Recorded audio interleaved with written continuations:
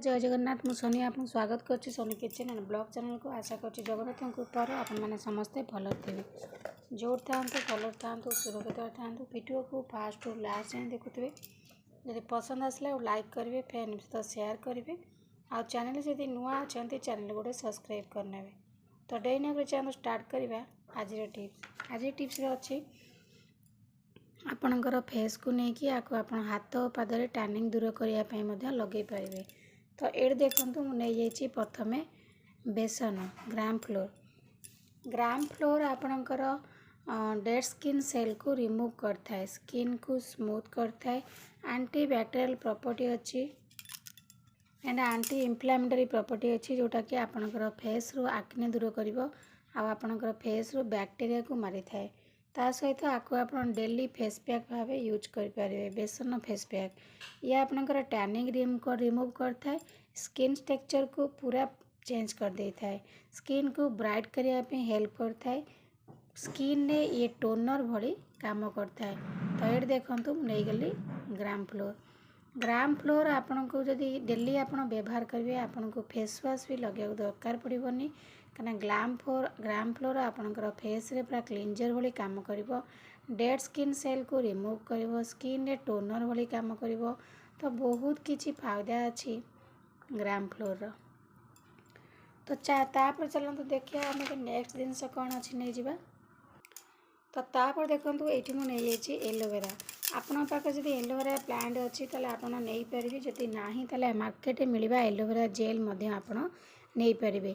तो दुई साइड रू देखो ये मुझे कंटा काट देती। तो एलोवेरा को आप धीरे से मझरू फाड़ करनी। तो आपको आप धीरे धीरे करिकी जेकोसी कंटा चामच हो ना छुरी हो ये भाव में आपको कोरिनियंतु। कोरिया द्वारा कौन होना तार पतला जेलटा बढ़िया से बाहरी आसो। तो देखो ये मुझे कोरी नेली तो केमती जेल बाहर पूरा पतला जेल बाहर। तो एलोवेरा रे आपणकर विटामिन ए सी एंड ई अच्छी। एलोवेरा आपणकर फेस को पूरा सॉफ्ट रखिबो, स्किन को पूरा ग्लो करने हेल्प करिवो। तापरे एंटी इन्फ्लेमेटरी प्रॉपर्टी अच्छी आपणकर एलोवेरा रे एंटी फंगल्स प्रॉपर्टी अच्छी आपणकर फेस रो इन्फेक्शन को दूर करिवो, स्किन को ब्राइट करने हेल्प करिवो। तो देखो आपको आप डेली आपणकर फेस रे लगे पारे, मुहर कला दाग दूर करिवो, झाइया पिगमेंटेशन टैनिंग तो सब प्रकार प्रॉब्लम दूर करने हेल्प करिवो आपनको एलोवेरा जेल। केते सुंदर भाव में देखो राता रस बाहरी आसला। तो यही भाव में आप एलोवेरा जेल को काढ़ी नियंतु। तापर देखो नेक्स्ट जिनस ये मुझे कोकोनट ऑयल ये आपणकर फेस रे पूरा आपणकर फेस को पूरा स्मूथ सॉफ्ट रखिबो, माने ग्लो करने हेल्प करिवो, स्किन को इंस्टेंट ग्लो करिवो, ब्राइट करिवो, स्किन को पूरा मॉइस्चर रखने हेल्प करिवो। तो ये आम टिके पकई नवा ये कोकोनट ऑयल डेली आपणकर फेस रे आप लगे पारे। ये गोटे मॉइस्चर भली काम करिवो आपणकर फेस रे। तो देखो ये मुझे पकई नेली। जदि आपणक स्किन अधिक ऑयली होती ताले आप स्किप करें।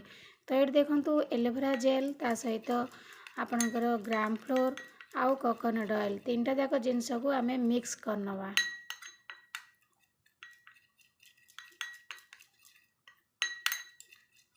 बहुत सुंदर नेचुरल रेमेडीटे आमर प्रस्तुत हो गला जोटा कि आपणकर स्किन को ब्राइट करने ग्लो करने हेल्प करिवो। किसी साइड इफेक्ट ए ना आप मार्केट मिले जिन जो आणुंट साइड इफेक्ट अच्छे कि ये आपंकर कौन से साइड इफेक्ट ना।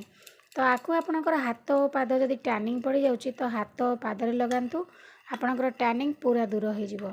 तो ये देखो भल भाव में मुझे मिसई नहीं गली। आपको आपंकर फेस को भल से धोई नियंतु, फेस रे कौन सी मेकअप रखिए। धोई सारा पर आपंकर फेस रे आपको अप्लाई करंतु। डेली गाधे जावा पूर्व आपणकर फेस रे आपको अप्लाई करें। बिल्कुल भी आपको फेस वाश दरकार हेनी लगेवाई। एमती लगातु देखिए आपणकर फेस रो चमक जमी अच्छी आपंकर 2 गुणा बढ़ी जाव। आप देखिए आपंकर फेस रो दाग दूर हो आपंकर फेस पूरा इंस्टेंट ग्लो करवा आरंभ हो। ता सहित जेतक दाग अच्छी टैनिंग झाया पिगमेंटेशन बयसर छाप कुंचापण पड़ीजा तो सब प्रकार प्रोब्लेम देख दूर हो पूरा। तो ये भाव में आम लगे हल्का हल्का करके मसाज करनवा। मसाज कर सारापर टिके समय छाड़ीदेवा सुखी सारापर मुझे लाइव रिजल्ट देखिए आप देखिए केते सुंदर भाव में ग्लो करुच्ची। तो ये मुझे सुखापी छाड़ी दूसरी किसी समय सुखी सारापर मुझे धोईकी देखी नेबी। एबे देखो मुझे 15-20 मिनट रखला मो हाथ को धोई नहीं आप देखिपे केते सुंदर भाव में जो हाथ में मुझे लगे देखूँ फरक आप जानीपे केते सुंदर ग्लो करुच्ची माने गोटे थर चमक आप देखूँ पूरा सॉफ्ट आउ मॉइस्चर लगुच कहीं कोकोनट ऑयल आम नहीं तो यही भाव में आपको डेली फेस पैक भाव आपंकर फेस रे व्यवहार करें पुओ झील समस्ते लगे पारे।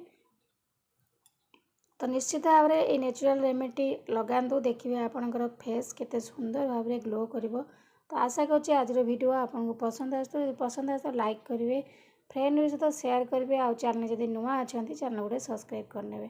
तो आज मुझे विदाय नौची पुणी देखा आप सहित नेक्स्ट वीडियो से पर्यंत रोची नमस्कार जय जगन्नाथ।